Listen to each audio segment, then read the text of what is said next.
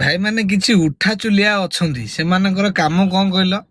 ଏ ଦଳ ସେ ଦଳ ରାତି ପାଇଲେ ଡିଆଁ। କିନ୍ତୁ ସେଇ ଲୋକମାନେ ଏବେ ପାନ ବର୍ଜର ଭାଙ୍ଗି ଯାଇଥିବା ମିଳୁଛି, କିନ୍ତୁ ସେଇମାନେ ଲୋକଙ୍କୁ ମିଛରେ କହି ଭୂତ ହୁଅନ୍ତି ଯେ ତେମେ ଆମକୁ 400 ଟଙ୍କା ନା ଦିଅ, ଆମେ ତମର ପାନ ବର୍ଜ ଭଙ୍ଗା କରେଇଦବୁ, ଆଉ ଅମକ କରେଇଦବୁ, ସମକ କରେଇଦବୁ। ଆମର ଅମକ ଲୋକ ଚିହ୍ନା, ଆମର ସମକ ଲୋକ ଚିହ୍ନା, ସମ ଲୋକ କହିକି ଦବା ପାଇଁକା ତମେ ଦିଅ ହେଇଯିବ।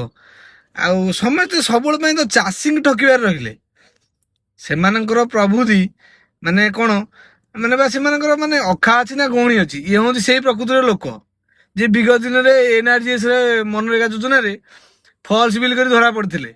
ଇଏ ସେଇ ଟାଇପର ଲୋକ, ମାନେ 400 ଟଙ୍କା ବି ସାମାନ୍ୟ ମାନେ ଚାଷୀଙ୍କୁ ବି ଛାଡୁନାହାନ୍ତି।